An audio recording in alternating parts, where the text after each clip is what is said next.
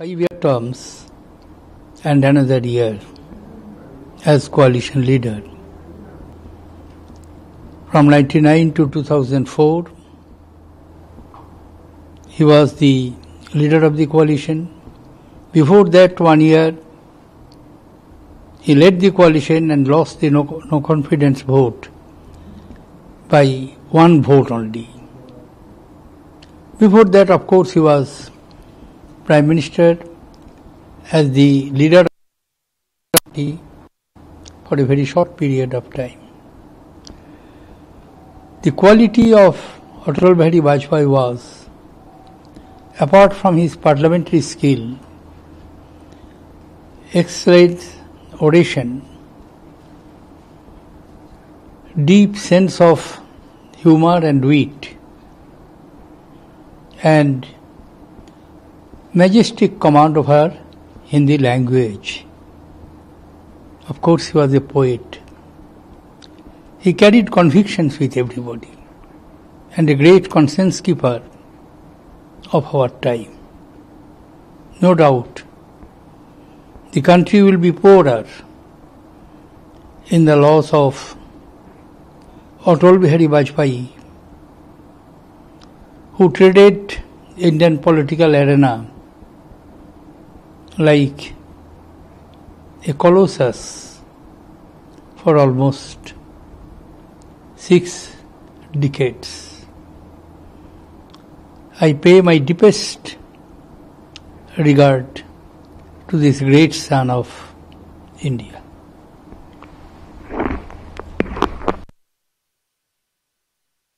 पूत के तौर पर देखा जा रहा है अटल बिहारी वाजपेयी को, और आज उन्होंने अंतिम सांस ली शाम 5:05 पर एम्स में।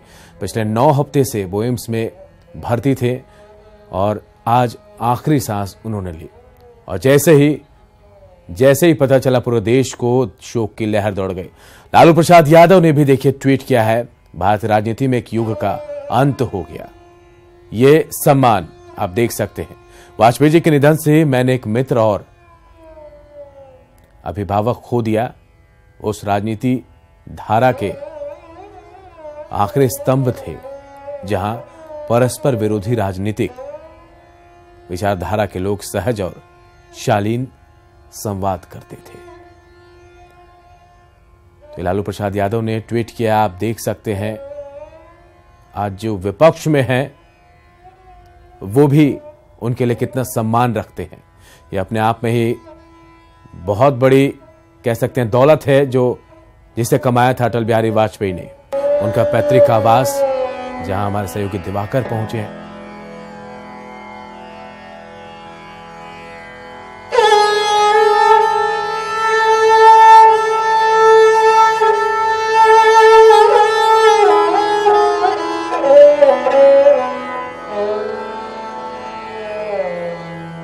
जो है यहाँ उनका घर देखने के लिए आता था, और जब घर पे कुछ नहीं मिलता था तो उसे थोड़ी निराशा होती थी। उनके ऊपर श्रद्धा तो लोगों की बहुत थी। इसमें गुजरात का आदमी आया, आज से करीबन 8-9 वर्ष पहले, गुजरात का व्यक्ति, और वो खंडर पड़ा ना, वहाँ से मिट्टी ले गया। मतलब इतनी श्रद्धा थी। क्या भाई अटल जी का है, उज्जैन था, मिट्टी ले गया उस जगह से, घर से। और भी लोग आए हैं, श्रद्धा तो थी। तो बता रहे हैं जो बुजुर्ग हैं गांव के और जो रिश्ते में अटल बिहारी वाजपेयी से छोटे हैं, वो बता रहे हैं कि किस तरीके से श्रद्धा है अटल बिहारी वाजपेयी को लेकर, कितने प्रेरित होते थे यहाँ के लोग। और जब कोई बाहर से भी आता था इस बटेश्वर गांव में, तो वो जो पास ही अटल बिहारी वाजपेयी का पुश्तैनी मकान है जो अब खंडहर में तब्दील हो चुका है, प्रतीक के रूप में वहाँ एक चबूतरा बनाया गया है परिजनों द्वारा, जो गांव के आसपास के लोग हैं। ये लोग बता रहे हैं कि कुल 60 घर के करीब आसपास यहाँ लोग रहते थे जो वाजपेयी कुल से संबंधित थे। लेकिन धीरे धीरे जो गांव में तकलीफें हुई, संसाधनों का अभाव हुआ, लोग यहाँ से माइग्रेट करते गए और अब ये तादाद 5 पर आकर सिमट गई है, यानी 4-5 परिवार ही यहाँ रह गया है।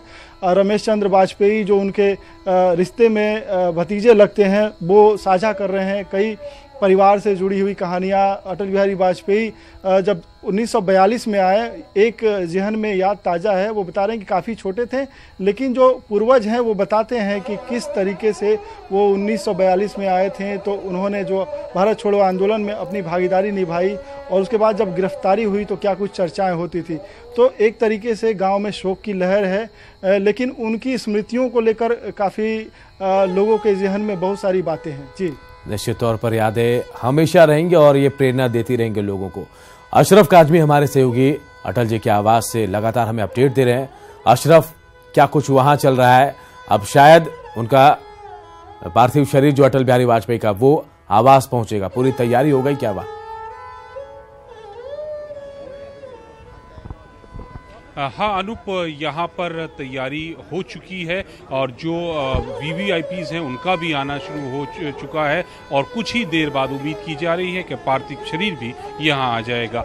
यहाँ आप देख सकते हैं, मैं कैमरामैन से कहूँगा कि पीछे जो मेन रोड है वहाँ बैरिगेटिंग कर दी गई है, किसी को आने नहीं दीजिए, सिर्फ जो वीवीआईपीज़ हैं उनको अभी आने दिया जा रहा है सामने बैरिगेटिंग का हटाकर। इससे पहले साध्वी ज्योति राजेंद्र वो आई थी, विजय गोयल आए थे, माधव आए थे, जो बड़े कद्दावर नेता हैं वो आ रहे हैं और अंदर जा रहे हैं आवास में। यहाँ पर व्यवस्था की गई है कि जो कार्यकर्ता आए उनको बैठाया जाए। अंदर कतार में जाने के लिए भी व्यवस्था की गई है कि कार्यकर्ता कतार लगाकर अंतिम दर्शन के लिए जाएंगे, क्योंकि अभी तक पार्थिव शरीर नहीं आया तो अंदर सब लोगों को बैठने की व्यवस्था की गई है। सब लोग वहां बैठे हैं अपने अंतिम दर्शन के लिए। जी अशरफ, अंदर परिवार के कौन कौन से लोग मौजूद हैं, कोई जानकारी मिल पाई?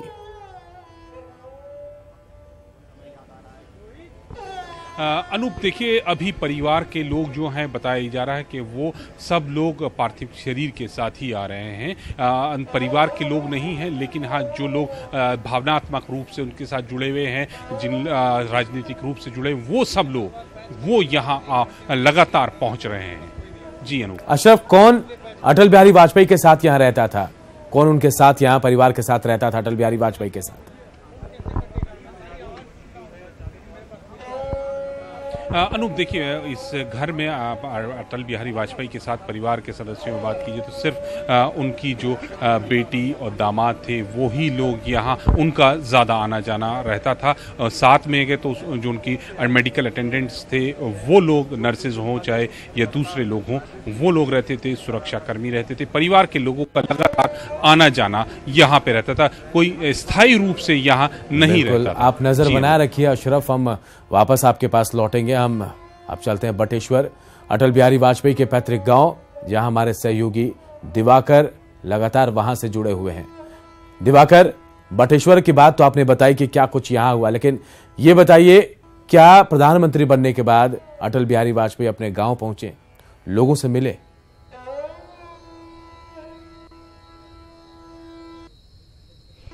देखिए, हमारे साथ रमेश चंद्र वाजपेयी मौजूद हैं और वो लगातार साझा कर रहे हैं वाजपेयी जी से जुड़े हुए पहलुओं को, उनके साथ किस तरीके से लोग मिलते थे और जब उनके साथ अपनी बातें रखते थे तो वो उनकी क्या प्रतिक्रिया होती थी।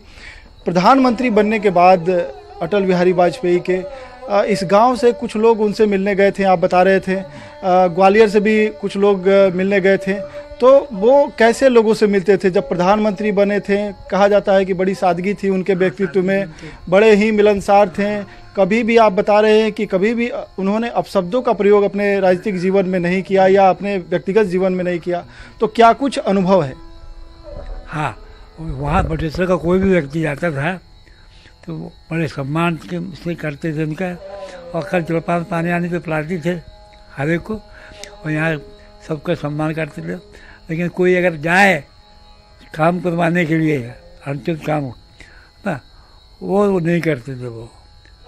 हाँ, कोई ऐसा काम हो जैसे कोई अधिकारियों का ज्यादती हो कुछ ना, तब तो मदद कर देते थे वो। कोई भी अधिकारी काम नहीं कर रहा है, काम विलम्ब हो रहा है, कुछ हो रहा है, तो उसमें वो सिफारिश करते थे, कुछ भी कहो। लेकिन वैसे कोई क्या अगर है ना, और जहाँ तक उन्नति के लिए है कहीं तो वो जाते थे उनके पास में।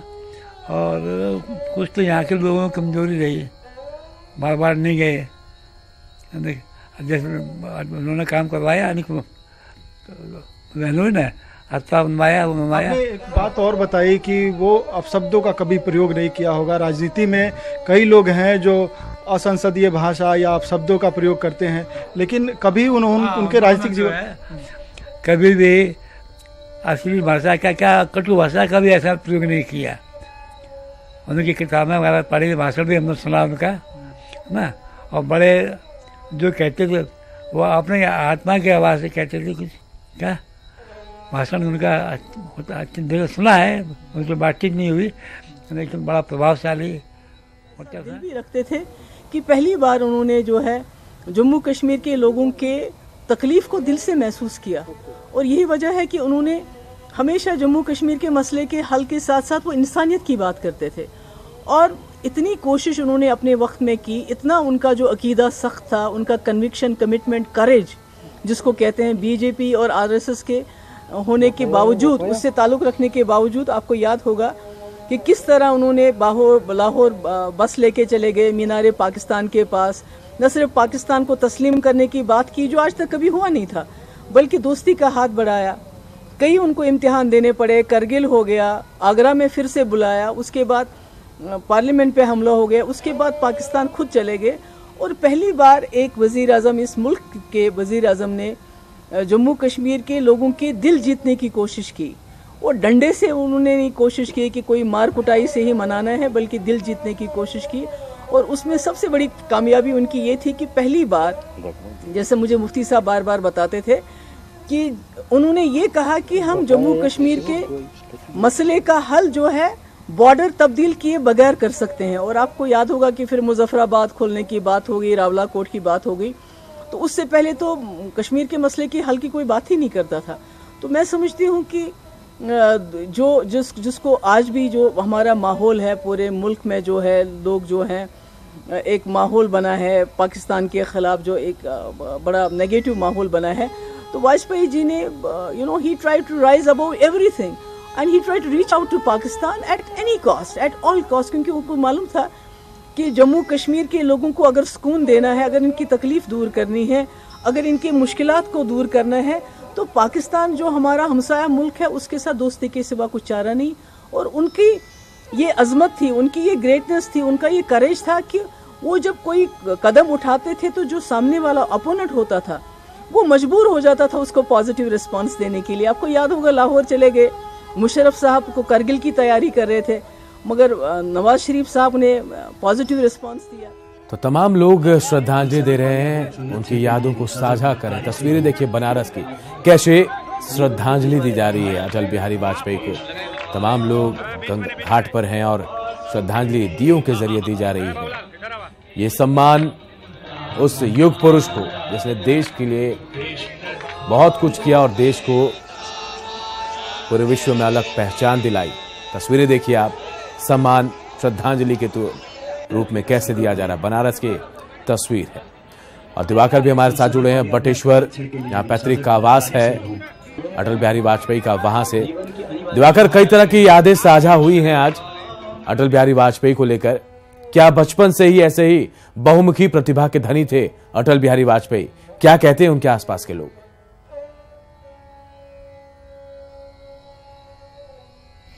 जी बिल्कुल, अभी एक जिक्र कर रहे थे कि कभी कोई कंपटीशन हुई थी और उसमें किस तरीके से वो अव्वल स्थान हासिल किए वाजपेयी जी। वाजपेयी जी के छात्र जीवन की चर्चा होती है और कहा जाता है कि जो सपूत होते हैं उनके पालने में ही पैर दिख जाते हैं, और उनमें बहुमुखी प्रतिभा की बात की जाती है कि वो कवि भी थे, सियासत में भी बहुत आगे बढ़े।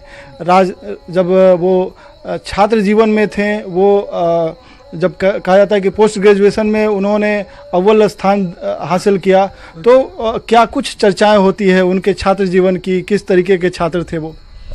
बस इतना मैं, इलाहाबाद के अंदर कोई कंपटीशन था, नाम तो याद नहीं है उसका, शायद पढ़ा था लेकिन याद नहीं है। उसमें ये विलम्ब से पहुँचे, हाँ, और समझो लगभग समाप्त होने वाला था कार्यक्रम। फिर भी इन्होंने जो है कहा, तो उनकी बात मान करके लोगों ने इनको बोलने का अवसर दिया और ये बोले, और ना और बोलते रहे जब तक पूरा खत्म नहीं हुआ तब तो लोगों बड़े इंटरेस्ट से उससे सुनते रहे।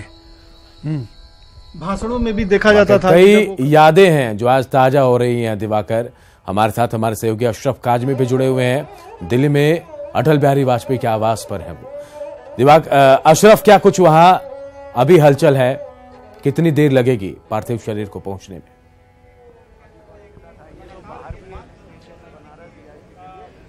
अनूप, देखिए अभी भी इंतजार ही किया जा रहा है कि पूर्व प्रधानमंत्री का शव उनके आवास पर आए यहाँ पर, लेकिन जो वीआईपी है वो आना शुरू हो गए। कार्यकर्ता हैं जो बड़े पार्टी में बड़े कार्यकर्ता हैं वो आना शुरू हो गए। वो लोग आवास में जाए। विजय गोयल वो आ चुके हैं, साध्वी निरंजना आ चुकी हैं, पार्टी के कई बड़े नेता और जो संगठन से जुड़े हुए हैं वो लोग यहाँ आ चुके हैं। आवास में उनके बैठने की व्यवस्था की गई है और अंदर बैरिकेडिंग भी की गई है कि आप लाइन से जाइए, दर्शन कीजिए और बाहर आ जाइए। जब तक पार्थिव शरीर नहीं आता तब तक वहां पर अशरफ, आप नजर बनाए रखें, वापस आपके पास लौटेंगे, आपको अपडेट लेंगे। तो अटल बिहारी वाजपेयी अब हमारे बीच नहीं रहे। देश ने एक महान नेता खो दिया है और उनकी क्षति जो है कभी पूरी शायद नहीं होगी।